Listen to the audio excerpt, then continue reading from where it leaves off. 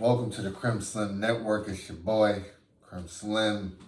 And today we are discussing part 2 of the Kanye documentary on Netflix. If you have not seen it, go see it first before you come and watch something like this. But once you watch it, come back to me though. Come back. You know what I'm saying? You go and watch my joint through. Hit that like, hit that subscribe, all that. But yeah. This one right here, like I say, the first one gave you making the band first season where he's picking you. You know what I'm saying? Where Diddy had to pick the people. That's how I felt with the first episode. This right here was the making the album, making the band, where they in the booth going, yo, the footage that they got of Kanye. I'm talking about tracks that near and dear to my heart, you know what I'm saying? Just in perspective, we're talking about a timeline. I think it started off at 2000. 2000, I was 15 at the time, depending on when it was, 14, 15. So the music was up, you know what I'm saying? You in it then. You in it. You in high school, you are in the mix. You know what I'm saying? You in the mix. So we had the Kanye. I remember vividly. I remember this moment. It was a wave of the Get Fresh. It was like what they call it, the backpack thing, but it was more the polos. Polos was in, they had a couple of different the sneakers. I can't think of the joints, not the Sauconys, but they was like that. I can't think of the name of these joints. The diesel joints. You had the diesel, you know what I'm saying? You had the Prada sneakers. This was that time period. It was a clash. Button-down shirts, jeans. It was a lot going on. But Ye came and really, really changed the game. Like that Through the Wire joint, that was a banger. Watching the video, watching them make it was a banger. A couple of my favorite tracks on there, like Never Let Me Down. Oh my goodness. We're all here for a reason on a particular path. You don't need the curriculum to know that you are part of the math. Cats think I'm delirious because I'm so damn serious. That's why that was my joint. I might not even got all the words right, but that was the banger. I need to go re-listen to that whole album. And I need to go find that mixtape that they was talking about too, that prior to, like, I remember them tracks. There's nowhere to go. There's nothing going Africa. Oh, your hands up high. Ooh. Yo. Listen. He had some bangers on that album. I implore you, if you have not listened to the joint, go back. I just want to pull up the album real quick. Let's just go pull up the album. We got time. You rocking with your boy. This is part 2, post-review. The second part is just making that first album, making College Dropout. To straight up Grammys. From them playing them, Accident.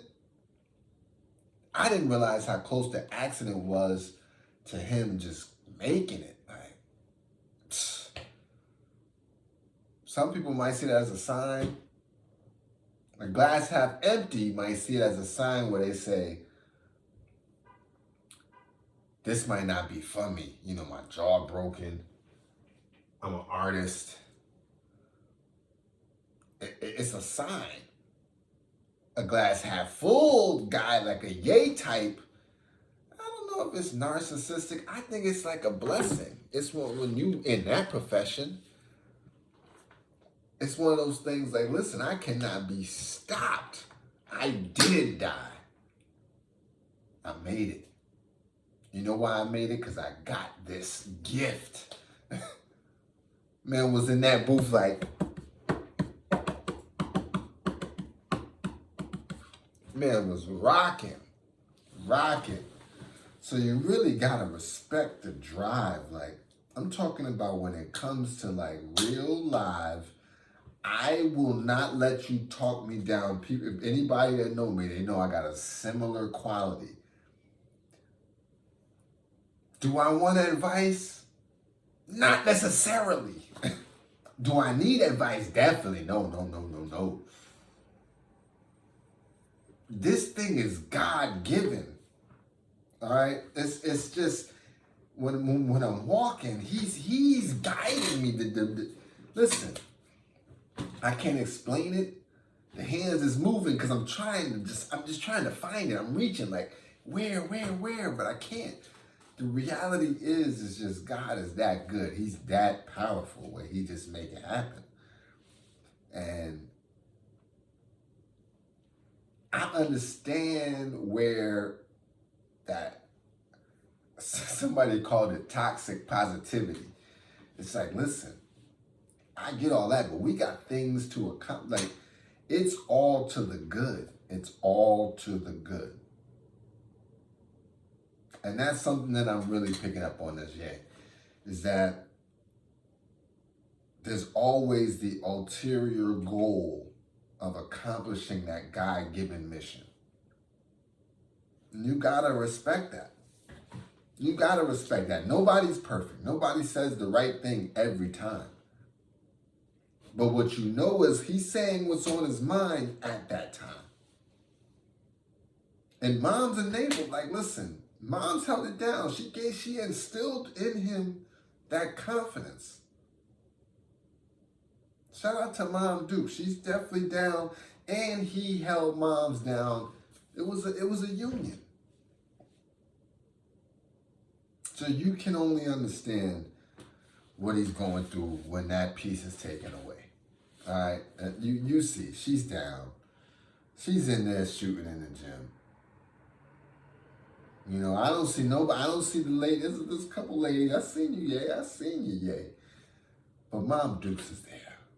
Mom Dukes is there. One of the piece that I seen in relation to parents, you know, is the ARC footage. Now, shout out to Harlem. You know, anybody that also knows me, if you've been in Harlem with me, I will tell you, my dad used to work up there. My mom was up there too. This place called ARC. They were counselors there. Addict Rehabilitation Center, right? It's a drug program place in New York City. They just happened to have a choir there that at the time was pretty recognized. Now, growing up as a kid, this is 2003, 2004 maybe, 2001, I don't know. This is clearly before the pop. My dad was telling me, there's this guy named Kanye West who was up here all the time. You just don't put two and two together. He was big, but he wasn't big. And so you got it, but you didn't get it. You know what I'm saying? And you're a kid. You're a kid at the time. I'm like 14, 15. I got other things going on. But man, seeing that footage, seeing the door, the ARC door, I might have been on the other side of that one of them days. No cap. Because listen, back in the day, you know how you did with your parents. You go and sit up there while they working. I definitely heard him singing in there one time. I know I did. It's crazy. It's crazy. So shout out to that footage. That was crazy. I seen some faces in there that I knew. Got to send it in the group chat to the parents. They 70, so I don't know if they're watching the Kanye doc, but for that day, I know they're gonna peep that out though. So yeah, it's crazy, man. Shout out to New York. I didn't know Kanye had and felt so much tied to New York. And we openly support you. You know what I'm saying? If Cole Anthony can rock Timberlands in the slam dunk contest, Kanye, you're good. You're good peoples. I actually took some notes this time. I want to do better. Last time I just came to y'all raw. This is pretty much everything that I got though. Like just off the top of the dome. Let me see before I get into any of the notes. I think it's just amazing how your boy Ye can come up with what he's coming up with. I think that before I even get to the notes, scratch that. Him in the booth, yo, he's dropping bombs. Even the ones that was a little like the beat, he been a little offbeat. I think Kanye might be the original offbeat, original rapper. Like he got a couple of joints where he's like slightly half speed off beat, but he's killing it. But he's bodying it. But he's definitely off beat. He's in there going ham on these joints. Like I just don't understand how Dame Dash, Hov, these people did not see the vision every time he rapped. To me, it's undeniable. It's like, did you see Pharrell? When Pharrell got that it was through the wire, what through the wire really meant.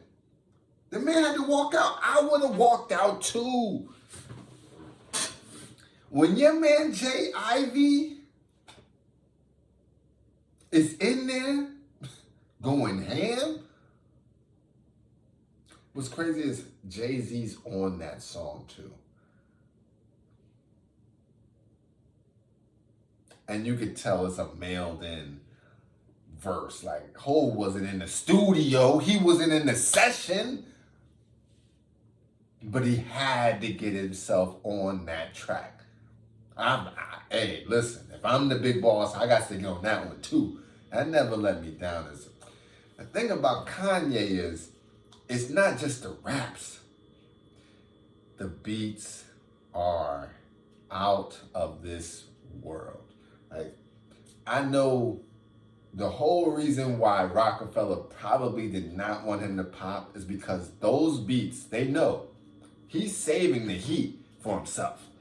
Like, we want to give these to our top artists right now. He's got some things in the stew, concept, track, he got it all. He said something. He said, man, I could give Hov a hot beat, but I can't, that's only 50% of it. My whole vision is not complete because I can't make him say what I want him to say. And he got something to say. Listen, when the vision is complete, it's a problem. It's a problem. All of the tracks that he gave you was just like, unbelievable. Can we just see the track listing real quick? Kanye West.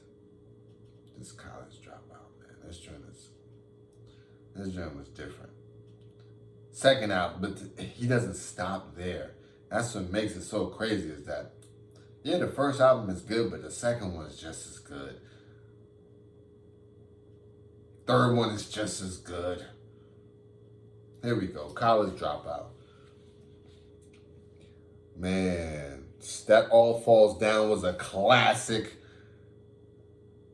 That Spaceships, that Jesus Walks, that Never Let Me Down, that Get 'Em High, that Workout Plan, that Kanye's Workout Plan. Oh, yo, I gotta go back and listen to this track.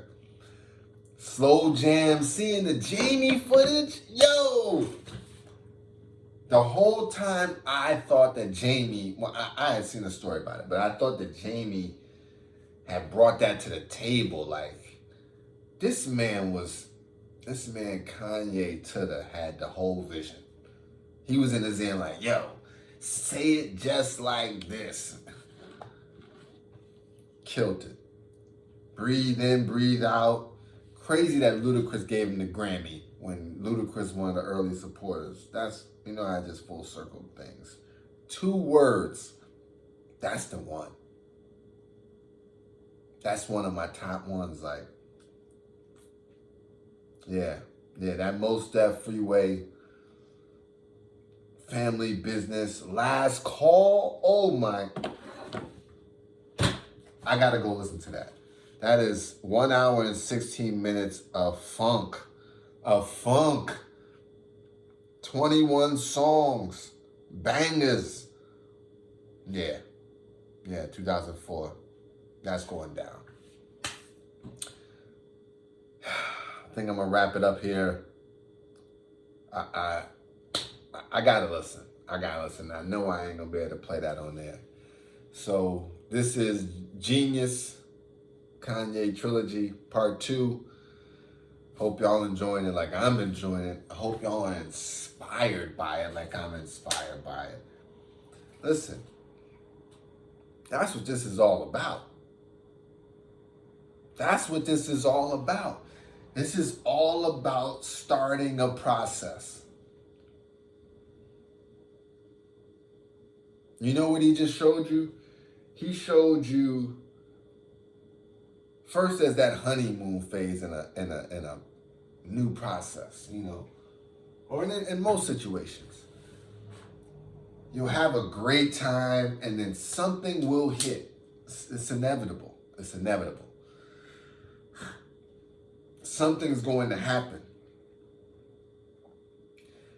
What you saw right there in Part 2 was after what happened. All right? Everybody has a plan till they get punched in the face. The man literally smashed face and crunched 3 spots. Not to mention, doctor was low-key violating with the tone. But that's anyway. That's a whole other topic on how they treat the bros in the hospital situation. But anyway, what you see is perseverance, grind, right? After you get punched in that face, that's when that turned on. That's when the grind kicked up, foot on the gas. Like, yo, he started putting pressure down, creatively finding ways to get to the end goal. Okay, this ain't happening yet. Okay, what can I do next? That's the mindset. What can I do next? When you think like that, you can never be defeated. When you think like that, you can never be defeated.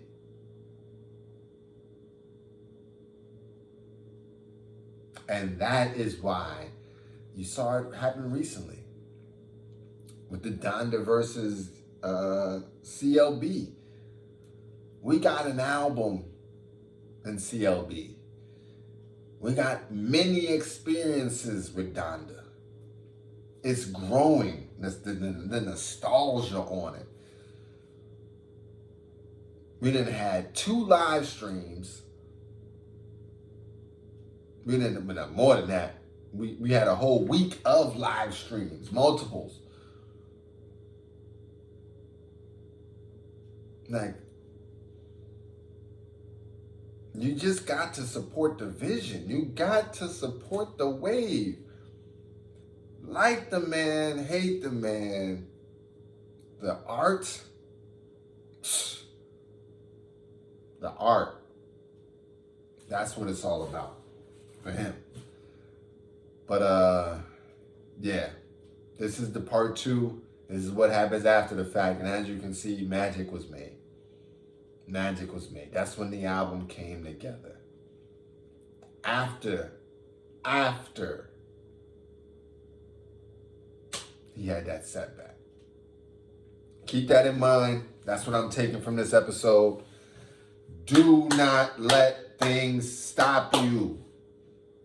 Things happen. That's just life.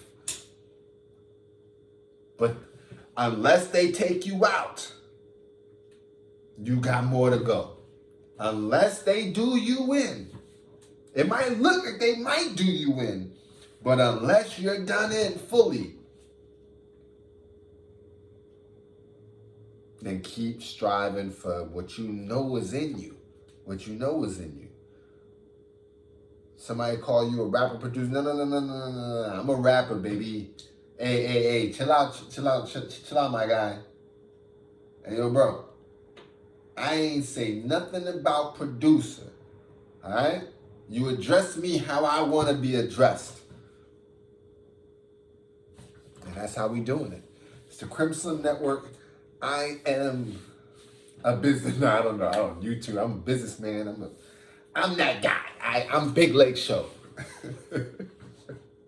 No, I don't know. We still finding it out. We still figuring it out, man. I'm a lot of things. I'm like Leonardo da Vinci, bro. Clearly, bro version. But you know what I'm saying? Like I'm an inventor. I'm a creative. After that, you never know what I might dabble in. Yeah.